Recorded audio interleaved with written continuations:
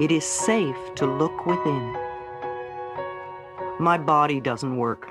It hurts, bleeds, aches, oozes, twists, blows up, limps, burns, ages, can't see, can't hear, rots away. Plus whatever else you may have created. I think I've heard them all. My relationships don't work. They are smothering, absent, demanding, don't support me, always criticizing me, unloving, never leave me alone, pick on me all the time, don't want to be bothered with me, walk all over me, never listen to me. Plus whatever else you may have created. Yes, I've heard them all too. My finances don't work. They are non-existent, seldom there, never enough, just out of reach, go out faster than they come in, won't cover the bills, slip through my fingers. Plus whatever else you may have created. Of course, I've heard them all. My life doesn't work. I never get to do what I want to do. I can't please anyone. I don't know what I want to do. There's never any time for me. My needs and desires are always left out. I'm only doing this to please them. I'm just a doormat. Nobody cares what I want to do. I have no talent. I can't do anything right.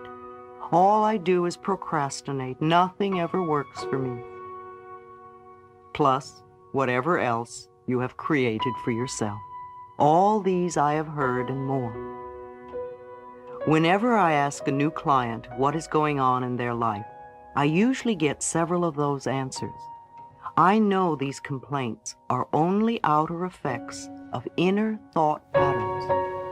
Beneath inner thought patterns is another deeper, more fundamental pattern that is the basis of all the outer effects. I listen to the words they use as I ask some basic questions.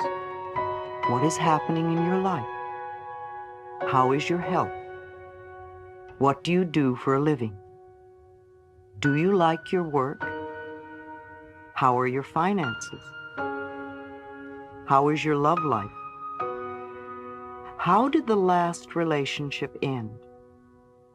And the relationship before that, how did it end? Tell me about your childhood briefly. I watch body postures and facial movements. Mostly, I really listen to the words they say.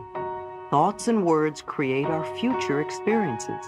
As I listen, I understand why clients have particular problems.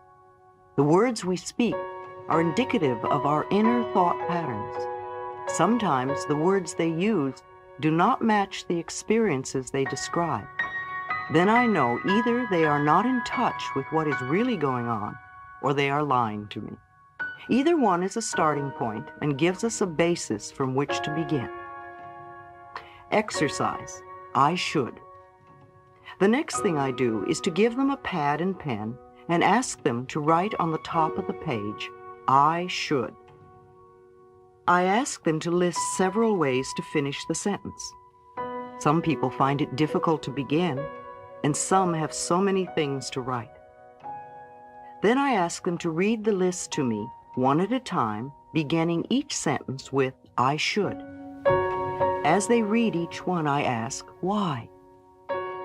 The answers that come out are interesting and revealing, such as, my mother said I should, because I'm afraid not to, because I have to be perfect.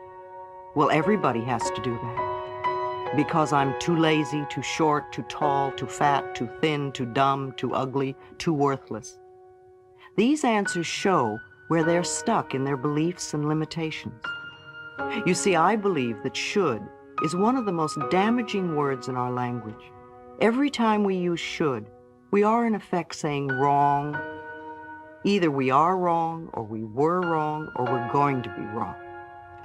I don't think we need more wrongs in our life. We need to have more freedom of choice. I would like to take the word should and remove it from the vocabulary forever. I replace it with the word could. Could gives us choice, and we are never wrong.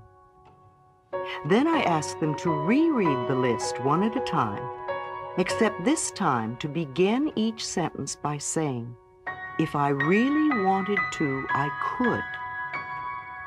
This puts a whole new light on the subject. And as they do this, I ask them gently, "Why haven't you?" And now we hear different answers. "I don't want to. I'm afraid. I don't know how. Because I'm not good enough."